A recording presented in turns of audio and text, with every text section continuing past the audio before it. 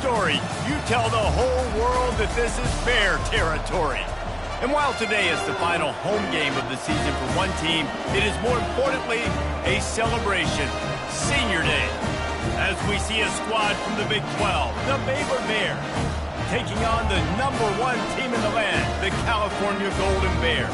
For EA Sports College Football, Reese Davis with you alongside David Pollack and Jesse Palmer. Time to get this game started. The Bears will boot it away to start the game. On the move from inside his 5. Wasn't quite able to shake loose as he steps out of bounds at the 22. So California's offense will start this game off. And when you have a quarterback like this guy, the entire offense feeds off of him, David. With his energy, and the whole playbook's open because you can trust on him. He's dependable, Palmer. He's also one of those guys, if he gets in a good rhythm, watch out. This dude starts firing strikes. Line gets set, first down.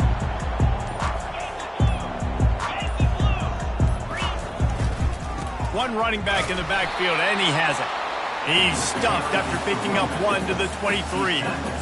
This offensive line better figure out a plan for this D tackle. He is tough to block with one guy. You might want to start double teaming him. You saw all of his ability on that last play.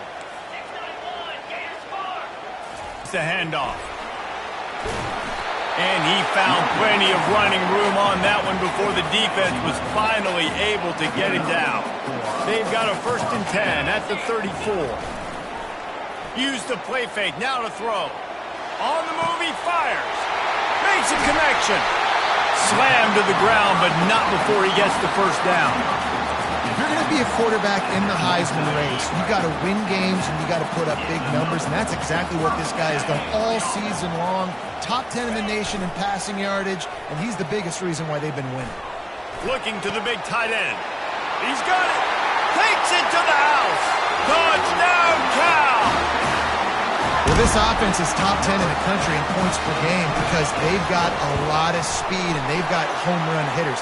They score fast. They don't need 10 plays to go down the field. You saw it right there. They've recruited well. They've got playmakers. They're going to be a problem for defenses all year long. Here's the return from inside his 10. He was looking for some running room, but not much to be found as he stopped at the 18. So Baylor's offense has the ball for the first time. When you have a weapon like this on the outside, and a guy in the secondary whose job is to take everything away, it's going to be a great matchup, guys.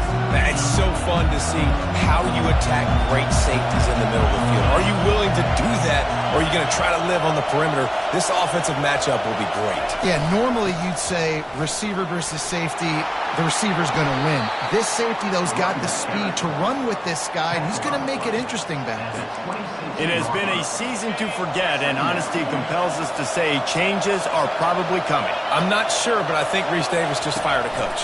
Is that what I heard? I'm pretty sure that's what just happened. Listen, hasn't gone well. You've heard the outside noise, continued to get louder and louder, haven't met expectations. And this is the business we live in college sports, when you get paid a lot of money to do a job and you don't perform. Listen, at the end of the day in college football, it's results-oriented. They've lost football games this year, and so all signs right now pointing to them potentially making that change before next season. If they're going to stay competitive and they're going to field the best team and program possible heading into next year, then it looks as though a change is inevitable here. Receiver looks it in, it's complete. That's about as close as you can get to that marker, and it will be second and just a few breaths away from the first down. This crowd bringing the energy and noise early. Unloads to the wideout. Quarterback just flat missed it. Incomplete. And how loud is it in this building? This is crazy. These fans are going absolutely nuts. And I used to love when the fans got involved, and I'm on defense because it messes with the snap count. It's a first down. They'll mark it at the 44. I think to be a good third down offense, guys, you've got to be able to run the football. You're going to come upon these third and short situations multiple times throughout the course of the year, but you've got to be able to get push up front. Oh, he needs to get rid of it. He needs to do something, and he will go down. What a terrible, terrible play and a big loss. They're trying to slow that rush down with the draw. And the defense makes a big hit and knocks him down. Well, there weren't a lot of guys in the box defensively on that second and long play, so you see the offensive line, they're able to get downfield, get a hat on a hat, and that helped lead to that successful play. Didn't have much room to run and not a whole lot of help. Short gain there and still plenty of ground to cover for the first down. And the Bears send out the punt unit. First time we've seen their punt team this afternoon. Make sure that there's not going to be a return on this one. Ball's out of bounds, and I think they'll mark it right around the 25. Cal gets it back. The sturdy Golden Bear offense on its way to the field. Davis time and put this one in the end zone. You ain't lying. They did a great job. The offense was clicking. Everything went well, Palmer. They executed and got the touchdown. And they really were in a nice rhythm as well. And I'd love to see that here on the next drive, too. Just keep doing what you're doing. Everything seems to be working, and you seem to have this defense on their heels.